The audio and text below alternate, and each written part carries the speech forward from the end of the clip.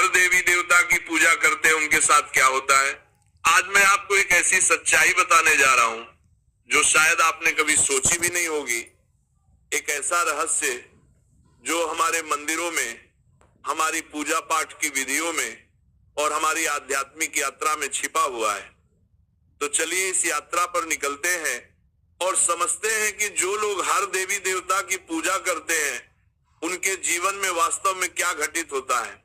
कल्पना कीजिए एक व्यक्ति की जो सुबह उठकर सूर्य देव को नमन करता है, फिर गणेश जी की आरती करता है, फिर शिव जी का ध्यान करता है, दोपहर में लक्ष्मी माता की पूजा करता है, शाम को हनुमान जी के मंदिर जाता है और रात को दुर्गा माता का पाठ करता है। क्या ये भक्ति है या भ्रम? क्या ये समर्पण है या बिखराव? जब हम हर देवी देवता की पूजा करते हैं तो हम दरअसल एक बहुत बड़ी सच्चाई को नहीं समझ पाते कि सभी देवी देवता एक ही परम सत्य की अलग अलग अभिव्यक्तियां हैं। जब एक साधक अलग अलग देवताओं की पूजा करता है तो उसका मन विभिन्न दिशाओं में भटकने लगता है। ये ऐसा है जैसे एक व्यक्ति एक साथ कई नावों पर सवार होने की कोशिश करे, अंततः वह किसी भी नाव से अपने गंतव्य तक नहीं पहुंच पाता। लेकिन इसका मतलब यह बिल्कुल नहीं है कि विभिन्न देवताओं का सम्मान नहीं करना चाहिए। हमें यह समझना होगा कि सभी देवी देवता एक ही परमात्मा के विभिन्न रूप है और हमें अपनी साधना में एक केंद्र बिंदु चुनना होगा। मैं आपको एक कहानी सुनाता हूं। एक सुंदर सी नगरी में श्याम नाम का लड़का रहता था। तो उसके घर में भी विभिन्न देवी देवताओं की पूजा होती थी। उसकी माता जी लक्ष्मी माता की भक्त थी, पिताजी शिव जी के उपासक थे और घर के अन्य सदस्य अलग अलग देवताओं की आराधना करते थे। लेकिन जब श्याम ने अपने गुरु श्री से इस विषय पर चर्चा की तो उसे एक अद्भुत सत्य का ज्ञान हुआ। उसके गुरुदेव ने समझाया कि जैसे समुद्र में लहरें अलग अलग दिखती हैं लेकिन सभी एक ही पानी से बनी होती हैं, वैसे ही सभी देवी देवता एक ही परम चेतना की अलग अलग लहरें हैं। जब एक व्यक्ति हर देवी देवता की पूजा करता है बिना इस गहरी समझ के तो उसकी आध्यात्मिक ऊर्जा बढ़ जाती है। ये ऐसा है जैसे सूर्य की किरणों को अलग अलग दिशाओं में फैला दिया जाए। वे प्रकाश तो देंगी लेकिन उनमें वह तीव्रता नहीं होगी जो एक बिंदु पर केंद्रित किरणों में होती है।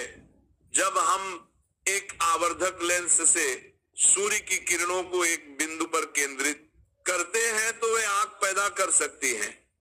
ठीक उसी प्रकार जब हम अपनी भक्ति और साधना को एक केंद्र पर एकाग्र करते हैं तभी हम आध्यात्मिक परिवर्तन की उस गहराई को प्राप्त कर सकते हैं जो हमें परमात्मा की अनुभूति करवाती है। लेकिन यहाँ एक बहुत महत्वपूर्ण बात है जिसे समझना जरूरी है। सभी देवताओं के प्रति सम्मान और श्रद्धा होनी चाहिए, लेकिन साधना के लिए हमें एक इष्ट देव चुनना होगा। ये इष्ट देव हमारे लिए परमात्मा तक पहुंचने का माध्यम बनता है। जैसे एक पहाड़ की चोटी पर पहुंचने के लिए कई रास्ते हो सकते हैं लेकिन हमें एक रास्ता चुनकर उस पर चलना होगा। ठीक वैसे ही आध्यात्मिक यात्रा में भी हमें एक मार्ग चुनना होता है। अब आप सोच रहे होंगे कि फिर उन लोगों का क्या जो हर देवी देवता की पूजा करते हैं। ऐसे लोगों के साथ कई चीजें होती हैं। पहली बात, उनका मन हमेशा चंचल रहता है, वे एक जगह स्थिर नहीं हो पाते। आज वे गणेश जी की भक्ति में लीन होते हैं, कल हनुमान जी की आराधना में, परसों दुर्गा माता के मंत्रों में।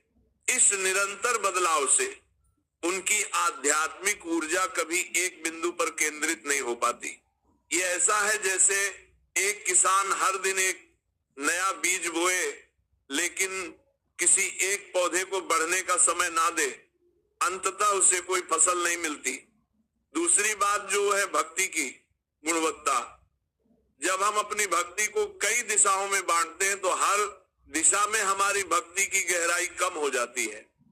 मान लीजिए आपके पास प्रेम का एक निश्चित परिमाण है, अगर आप उसे 10 लोगों में बांटते हैं तो हर किसी को केवल 10वां हिस्सा मिलता है।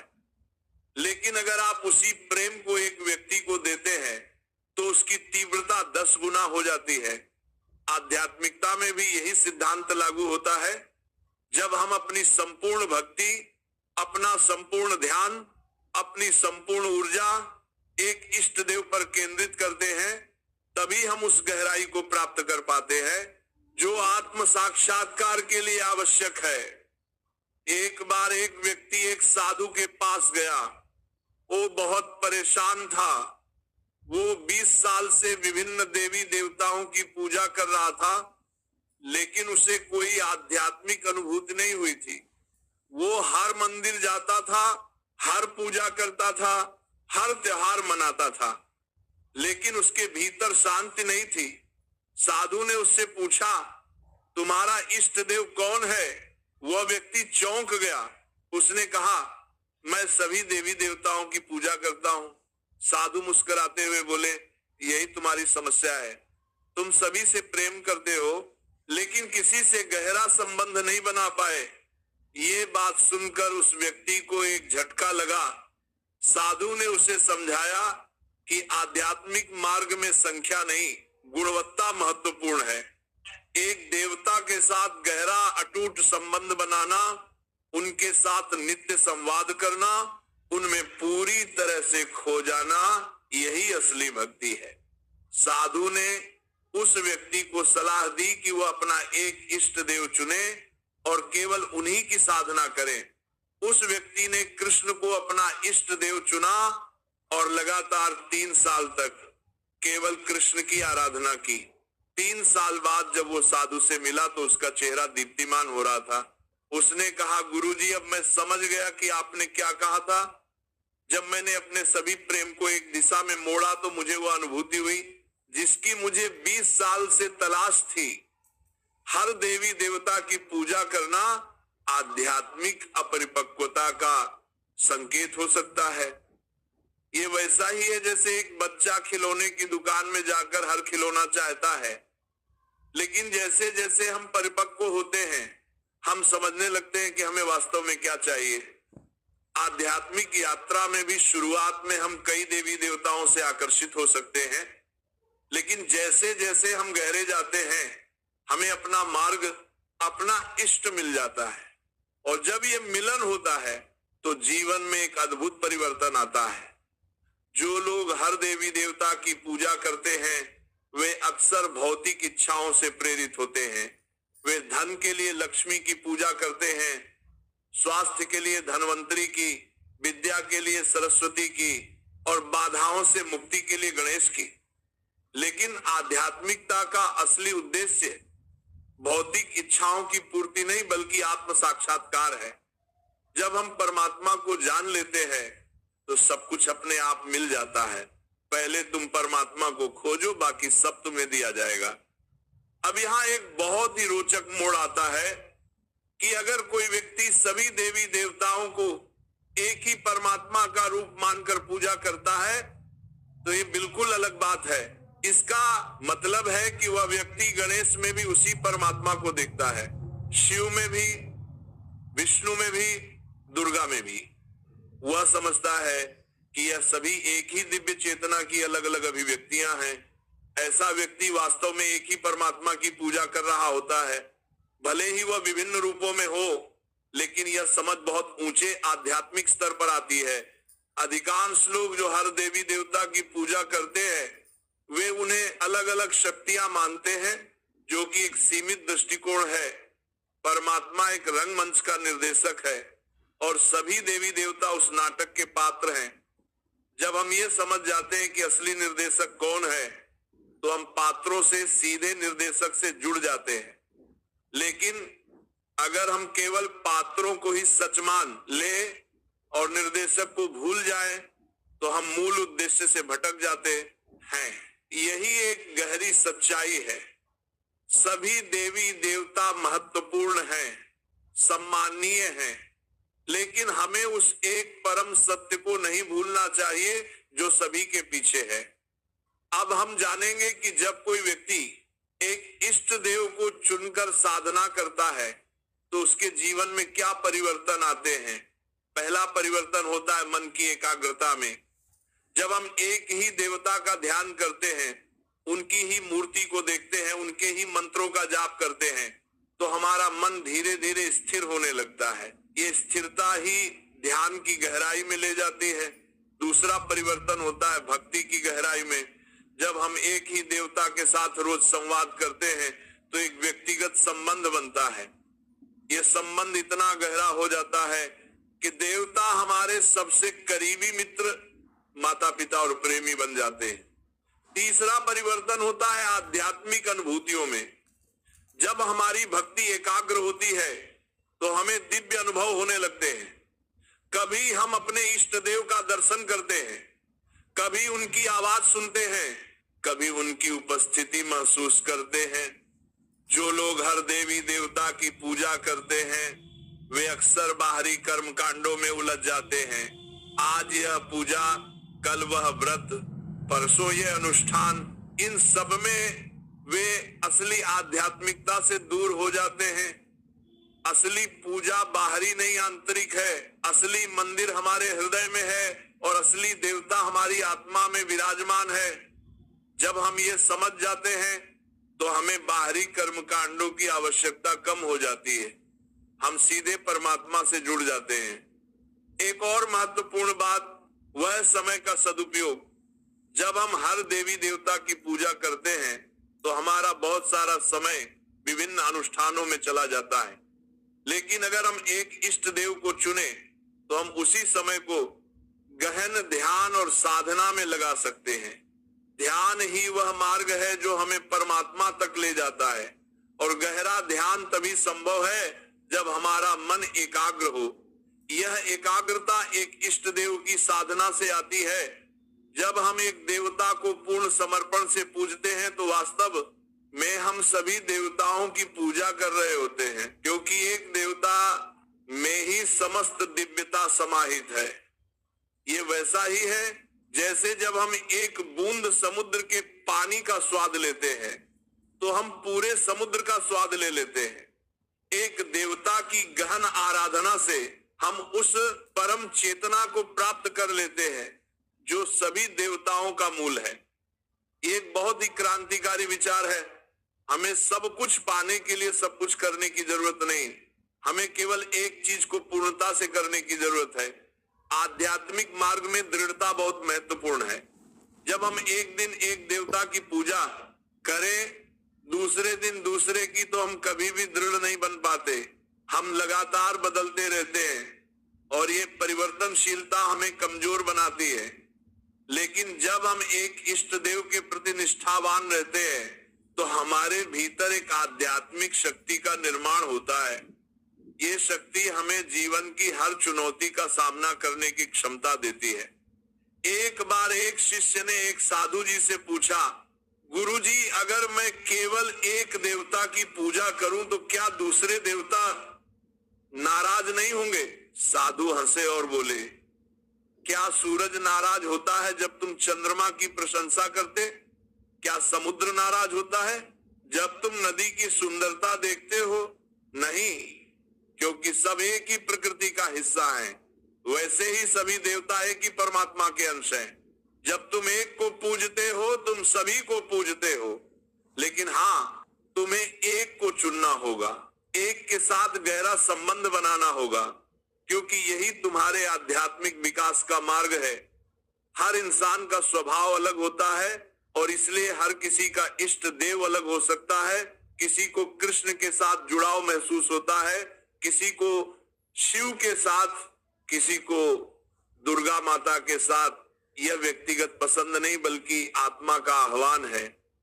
हमारी आत्मा जानती है कि हमारे लिए कौन सा मार्ग सबसे उपयुक्त है। हमें अपने भीतर झांकना चाहिए और देखना चाहिए कि हमें किस देवता के प्रति स्वाभाविक आकर्षण है। जिस देवता को सोचकर हमारे मन में शांति आती है, जिनका नाम लेने से हमारे हृदय में प्रेम उमड़ता है, वही हमारे इष्ट देव हैं। जो लोग हर देवी देवता की पूजा करते हैं वे अक्सर भय से प्रेरित होते हैं। वे सोचते हैं कि अगर हमने किसी देवता की पूजा नहीं की तो वे नाराज हो जाएंगे या हमें कोई दंड मिलेगा। लेकिन ये दृष्टिकोण पूरी तरह गलत है। परमात्मा प्रेम है और प्रेम कभी भय नहीं मांगता। जब हम भय से पूजा करते हैं तो वो पूजा नहीं सौदा बन जाती है। हम देवताओं को खुश करने की कोशिश करते हैं ताकि वे हमें नुकसान ना पहुंचाएं या हमें कुछ दे दें, लेकिन असली भक्ति निस्वार्थ होती है। असली भक्ति तब होती है जब हम केवल प्रेम के लिए प्रेम करते हैं, बिना किसी फल की इच्छा के। जब हम हर देवी देवता की पूजा करते हैं तो हम अक्सर सामाजिक दबाव में आकर ऐसा करते हैं। समाज क्या कहेगा, लोग क्या सोचेंगे, परिवार में क्या परंपरा है, इन सब बातों के दबाव में हम अपनी असली आध्यात्मिक आवश्यकता को भूल जाते हैं। लेकिन आध्यात्मिकता व्यक्तिगत यात्रा है, ये भीड़ के साथ चलने का रास्ता नहीं है।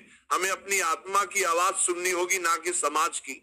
अब हम जानेंगे कि एक इष्ट देव को चुनने की प्रक्रिया क्या है। सबसे पहले हमें अपने भीतर शांत होना होगा। ध्यान में बैठकर हमें अपने मन को शांत करना होगा और फिर अपने हृदय से पूछना होगा, मुझे किससे सबसे गहरा जुड़ाव महसूस होता है। जवाब अपने आप आएगा। शायद हमें किसी देवता की छवि दिखाई दे या किसी का नाम सुनाई दे या बस एक भावना आए। ये हमारी आत्मा का संदेश होता है। दूसरा, हमें अपने जीवन में देखना होगा कि किस देवता के प्रति हमें स्वाभाविक आकर्षण है। शायद बचपन से ही हमें कृष्ण की कहानियां पसंद थी या हनुमान की भक्ति हमें प्रेरित करती थी, यह संकेत है।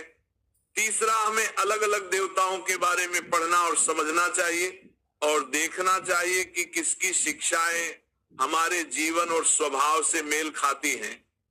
एक बार जब हम अपना इष्ट देव चुन लें तो फिर हमें उनके प्रति पूर्ण समर्पण करना चाहिए। ये समर्पण केवल बाहरी पूजा में नहीं बल्कि हमारे विचारों, भावनाओं और कर्मों में होना चाहिए। हर सुबह जब हम उठें तो उनका नाम लें, हर रात सोने से पहले उनसे बातचीत करें, दिन भर में जब भी समय मिले उनका स्मरण करें। धीरे धीरे उनकी उपस्थिति हमारे जीवन का अभिन्न हिस्सा बन जाएगी और जब यह होता है तो जीवन में एक अद्भुत परिवर्तन आता है। हम शांत हो जाते हैं, प्रसन्न हो जाते हैं और हमारे भीतर एक दिव्य प्रकाश जगने लगता है। अपने इष्ट देव की एक छवि या मूर्ति को अपने ध्यान कक्ष में रखो। हर दिन उसी छवि के सामने बैठो और ध्यान करो। धीरे धीरे वह छवि तुम्हारे मन में गहराई से बस जाएगी। फिर एक दिन ऐसा आएगा जब तुम आंखें बंद करोगे और वह छवि तुम्हें अपने भीतर दिखाई देगी, और एक दिन ऐसा आएगा जब वो छवि जीवंत हो उठेगी और तुम अपने इष्ट देव से साक्षात्कार करोगे। ये कोई कल्पना नहीं बल्कि व्यक्तिगत अनुभव है। जो लोग हर देवी देवता की पूजा करते हैं उनमें से अधिकांश वास्तव में किसी की भी पूजा नहीं कर रहे होते, केवल एक सामाजिक या धार्मिक रस्म निभा रहे होते हैं, लेकिन उनके हृदय में असली भक्ति नहीं होती। ये बहुत कड़वी सच्चाई है, लेकिन ये सच है।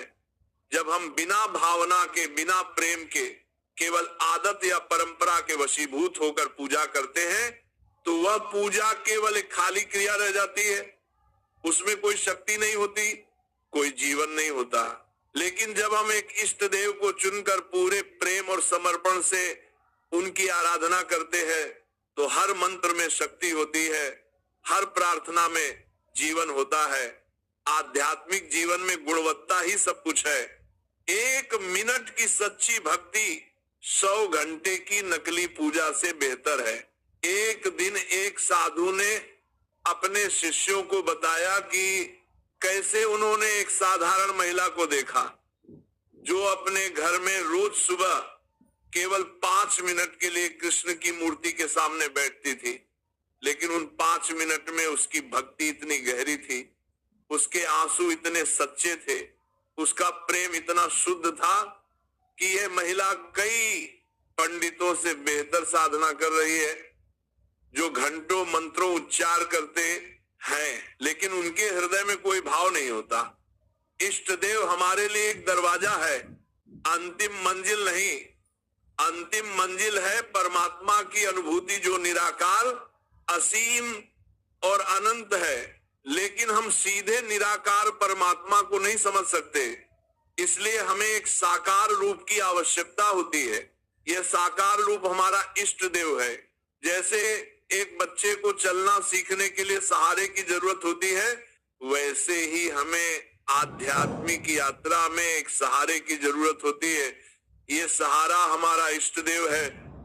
लेकिन जैसे जैसे हम आगे बढ़ते हैं, हम उस परम सत्य को जानने लगते हैं जो सभी रूपों से परे है। एक बार एक साधक था जो बहुत वर्षों तक हनुमान जी की उपासना करता रहा। एक दिन गहन ध्यान में उसे हनुमान जी के दर्शन हुए। वह बहुत प्रसन्न हुआ, लेकिन हनुमान जी ने उससे कहा, मैं तुम्हारे लिए केवल एक मार्ग हूं। अब तुम्हें उस परम प्रकाश को देखना है जो मेरे भीतर भी है और तुम्हारे भीतर भी। और उस क्षण साधक ने एक अद्भुत अनुभव किया। हनुमान जी की मूर्ति एक दिव्य प्रकाश में बदल गई और वह प्रकाश फैलकर पूरे ब्रह्मांड में व्याप्त हो गया। साधक ने समझा कि उसका इष्ट देव और परमात्मा एक ही है, लेकिन अलग अलग स्तरों पर यह अनुभूति उसके जीवन को पूरी तरह बदल गई। जो लोग हर देवी देवता की पूजा करते हैं, वे इस गहरी अनुभूति से वंचित रह जाते हैं। वे सतह पर ही रह जाते हैं, गहराई में नहीं जा पाते। ये ऐसा है जैसे कोई व्यक्ति कई कुओं में थोड़ा थोड़ा खोदे, लेकिन किसी में भी इतना गहरा ना खोदे कि पानी मिल सके। लेकिन अगर वह एक ही कुएं में गहराई तक खोदता रहे तो निश्चित रूप से उसे पानी मिलेगा। आध्यात्मिक जीवन में भी यही सिद्धांत लागू होता है। हमें एक मार्ग पर चलते रहना है, गहरे जाते रहना है, तब जाकर हमें वह दिव्य अनुभूति होती है। एक इष्ट देव की साधना करने से हमारे जीवन में अनुशासन आता है। जब हम हर दिन एक ही समय पर, एक ही स्थान पर एक ही देवता का ध्यान करते हैं तो हमारे जीवन में एक लय बनती है। ये लय बहुत महत्वपूर्ण है। नियमितता और अनुशासन के बिना कोई भी आध्यात्मिक प्रगति संभव नहीं है। जब हम हर देवी देवता की पूजा करते हैं तो हम एक व्यवस्थित साधना नहीं कर पाते। आज कुछ, कल कुछ और, हम लगातार बदलते रहते हैं। लेकिन जब हम एक इष्ट देव को चुनते हैं तो हम एक निश्चित साधना पद्धति अपना सकते हैं और उसे नियमित रूप से कर सकते हैं। कैसे क्रिया योग के माध्यम से परमात्मा से जोड़ा जाए, लेकिन इस क्रिया योग के साथ साथ हमें इष्ट देव की साधना का महत्व समझना होगा। क्रिया योग एक विज्ञान है जो हमारी चेतना को ऊपर उठाता है, लेकिन इष्ट देव की भक्ति वह प्रेम है जो इस यात्रा को मधुर बनाता है। दोनों का संयोग होने पर हमारी आध्यात्मिक प्रगति तेज हो जाती है। भक्ति और ज्ञान, प्रेम और विज्ञान दोनों मिलकर हमें परमात्मा तक ले जाते हैं। इष्ट देव हमारे व्यक्तित्व को प्रभावित करते हैं। जब हम लगातार एक देवता का ध्यान करते हैं, उनके गुणों के बारे में सोचते हैं, उनकी कहानियों को पढ़ते हैं, तो धीरे धीरे वे गुण हमारे भीतर भी विकसित होने लगते हैं। अगर हम कृष्ण की उपासना करते हैं तो उनका प्रेम, उनकी करुणा, उनकी लीला हमारे जीवन में झलकने लगती है। अगर हम हनुमान जी की भक्ति करते हैं तो उनकी शक्ति, उनकी निष्ठा, उनकी सेवा भावना हमारे भीतर जागने लगती है। ये एक अद्भुत प्रक्रिया है। हम धीरे धीरे अपने इष्ट देव जैसे बनने लगते हैं। जो लोग हर देवी देवता की पूजा करते हैं, उनके व्यक्तित्व में स्पष्टता नहीं आती, वे बिखरे हुए रहते हैं, उनमें एक निश्चित दिशा नहीं होती। लेकिन जो व्यक्ति एक इष्ट देव का अनुसरण करता है, उसके जीवन में एक स्पष्ट दिशा होती है, एक निश्चित लक्ष्य होता है। वह जानता है कि उसे कहां जाना है और कैसे जाना है।